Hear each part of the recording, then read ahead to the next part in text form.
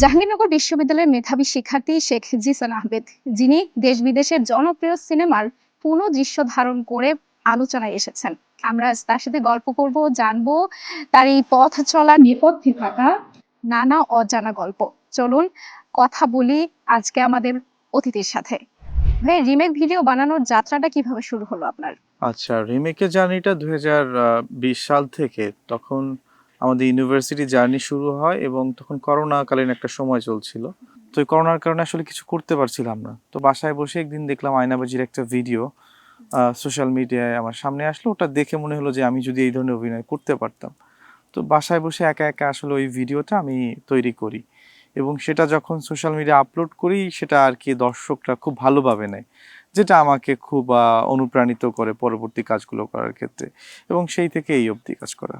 কাজ করতে গিয়ে কি কোনো প্রতিকূল পরিবেশের সাথে বা প্রতিকূল পরিস্থিতির শিকার হয়েছেন? দেখেন, প্রত্যেকটা কাজেই নতুন নতুন চ্যালেঞ্জ থাকে, কারণ প্রত্যেকটা কাজই আলাদা। আমাদের সবচেয়ে বড় চ্যালেঞ্জ যেটা থাকে সেটা হচ্ছে বাজেট।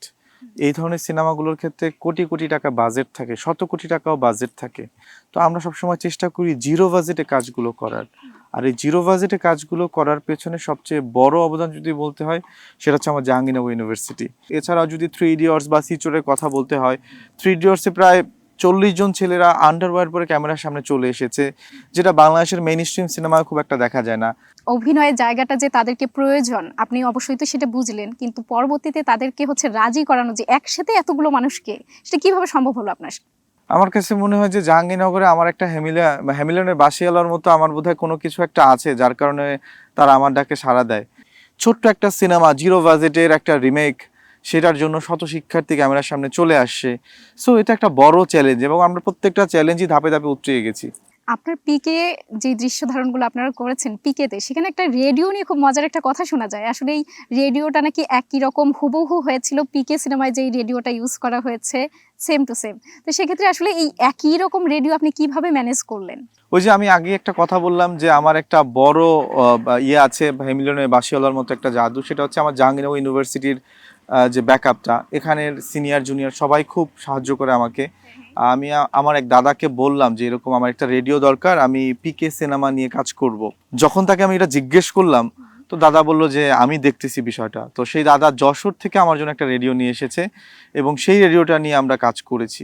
আমরা একটা মনপুরা দৃশ্য দেখেছিলাম আপনার, যেটা খুবই ভাইরাল হয়েছে। ইভেন এটা নিয়ে আপনার পরিচিতির জায়গাটাও অনেক বেড়ে গিয়েছে। তো এটা নিয়ে চঞ্চল চৌধুরীর সাথেও আপনার কথা হয়েছিল। তো কি ছিল ওই পিছনের গল্পটা?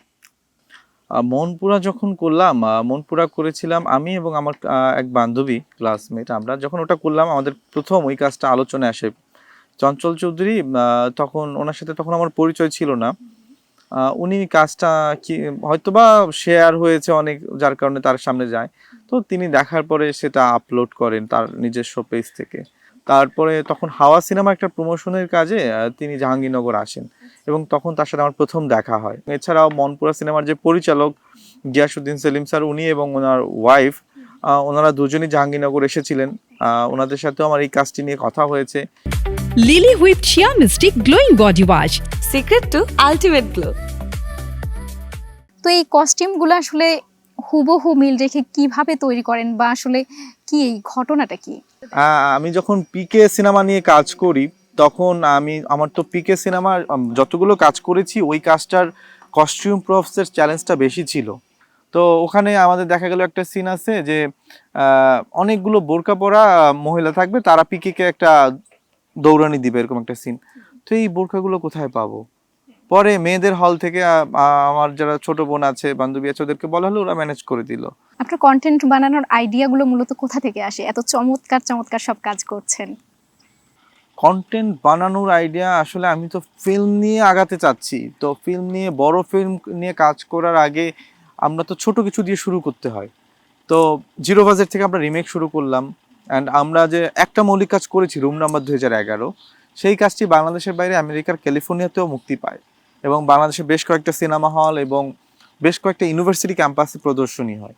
তো এই কাজটা মূলত একটা শর্ট ফিল্ম, কিন্তু এটার পাওয়ার এত বেশি ছিল যার কারণে সিনেমা হলেও হাউসফুল ছিল প্রত্যেকটা শো। এত ভিডিও বানিয়েছেন আপনি, তার মধ্যে পছন্দের কোন কাজটি ছিল আপনার? সবগুলো কাজই পছন্দের, এ কারণে প্রত্যেকটা কাজই নিজের সন্তানের মতো, কারণ প্রত্যেকটার জন্যই আমি সময় দিয়েছি, প্রত্যেকটার জন্যই আমি চিন্তা করেছি, আমার টিম বসেছে এটা নিয়ে রিসার্চ করেছে, তারপর আমরা তৈরি করেছি।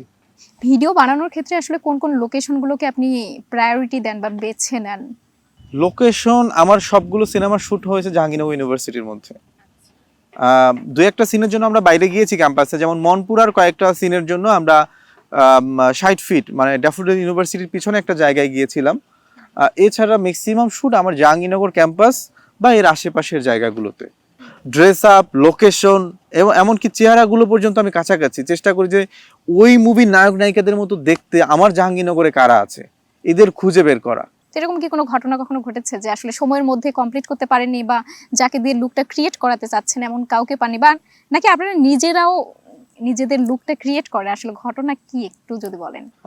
লুকের ক্ষেত্রে যেটা হয়, আমরা তো মানে একটা কাজের জন্য যথেষ্ট সময় নিই। আমি নিজে ইউনিভার্সিটি স্টুডেন্ট, মাত্র অনার্স কমপ্লিট করেছি, তো আমাদেরও ক্লাস পরীক্ষা সবকিছুই থাকে।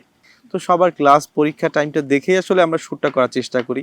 এমন না যে আমরা দিনভর শুটিং করি, ক্লাস শেষে বিকেলের টাইমে বা শুক্রবার শনিবার অফ ডে থাকে সেই ডেটগুলোতে করার চেষ্টা করি। এখনকার প্রজন্মে যারা আপনাকে দেখে উৎসাহিত বা যারা রিমেক ভিডিও বানাতে ইচ্ছুক তাদের উদ্দেশ্যে কি বলবেন, যারা আসতে চাই? আচ্ছা, রিমেক ভিডিওটা এটা কিন্তু সো টাফ, এটা খুব সহজ কিছু না। রিমেকের থেকে মৌলিক কাজ করা সহজ।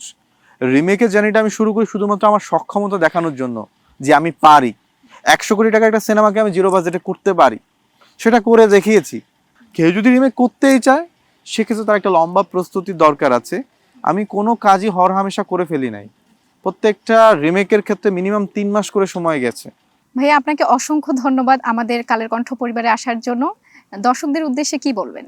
কালের কণ্ঠ বরাবরই দারুণ, তাদের সাথে এর আগেও আমার কয়েকবার কথা হয়েছে, আড্ডা হয়েছে। তারা আমাকে নিয়ে প্রিন্ট মিডিয়াও প্রতিবেদন করেছে। তো কালের কণ্ঠ আমার কাছে বরাবরের মতোই একটা ভালো লাগার জায়গা।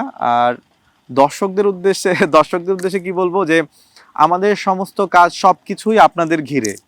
আমাদের যে কাজগুলো হয় সেগুলোর ভালো মন্দ দুটো দিকই বলবেন, যাতে শুধু ভালো বলে যেন মন্দটা হারিয়ে না যায়, কারণ এটা শেখার সময় শিখছি। এই জায়গা থেকেই ভুলগুলো শুধরে নিয়ে সামনে আগাবো। সো আপনাদের মন্তব্যগুলো খুব জরুরি, এবং বাংলাদেশের সিনেমা ইন্ডাস্ট্রিকে এগিয়ে নিয়ে যাওয়ার জন্য আপনাদের সবার সিনেমা হলে আসা জরুরি। সো সবাই ভালো সিনেমাকে সাপোর্ট দিন এবং সিনেমা দেখতে হলে আসুন। একই সাথে আমরা যারা নতুন আছি আমাদের ভুলগুলো ধরিয়ে দিন, এবং ভালোটাকে ভালো বলুন, মন্দটাকে মন্দ বলুন। দুটোই চাই, আপনাদের থেকে মন্তব্যগুলো চাই। ঠিক আছে ভাইয়া, আপনাকে অসংখ্য ধন্যবাদ, ভালো থাকবেন। আপনাকে অসংখ্য ধন্যবাদ আমাকে আমন্ত্রণ জানানোর জন্য।